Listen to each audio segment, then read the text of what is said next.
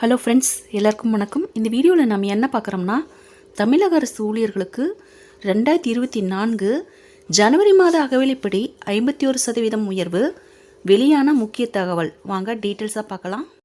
அரசு ஊழியர்கள் மற்றும் ஓய்வூதியதாரர்களுக்கு 7வது ஊதிய குழு பரிந்துரையின் கீழ் ஆண்டுக்கு 2 முறை என மத்திய மற்றும் மாநில அரசுகள் அகவிலைப்படியை உயர்த்தி வருகின்றனர். அதாவது ஜனவரி மற்றும் ஜூலை மாதங்களில் உயர்த்தி வழங்க வேண்டிய இந்த அகவிலைப்படியை மத்திய அரசு கடந்த ஆண்டு மார்ச் மற்றும் அக்டோபர் மாதங்களில் உயர்த்தி அறிவித்தது. இதன் தொடர்ச்சியாக மாநில அரசுகளும் தங்களது அரசு ஊழியர்கள் மற்றும் ஓய்வூதியதாரர்களுக்கு அகவிலைப்படியை உயர்த்தி வழங்கினர். தற்போது வரை பெரும்பாலான அரசு ஊழியர்கள் 46% வரை அகவிலைப்படியை பெற்று வருகின்றனர்.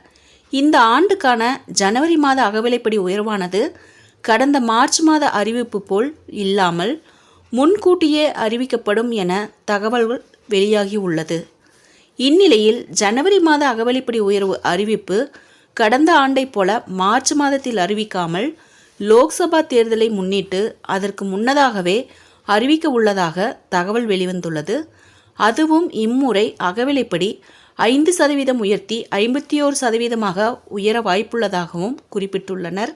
இந்த தகவல் அரசு ஊழியர்களிடையே கூடுதல் எதிர்பார்ப்பை ஏற்படுத்தியுள்ளது. ஃப்ரெண்ட்ஸ், இந்த தகவல் உங்களுக்கு யூஸ்ஃபுல்லாக இருந்தால் என்னோட சேனலை சப்ஸ்கிரைப் பண்ணுங்கள், லைக் பண்ணுங்கள், மற்ற நண்பர்களுக்கும் இந்த வீடியோவை ஷேர் பண்ணுங்கள். தேங்க்ஸ் ஃபார் வாட்சிங்.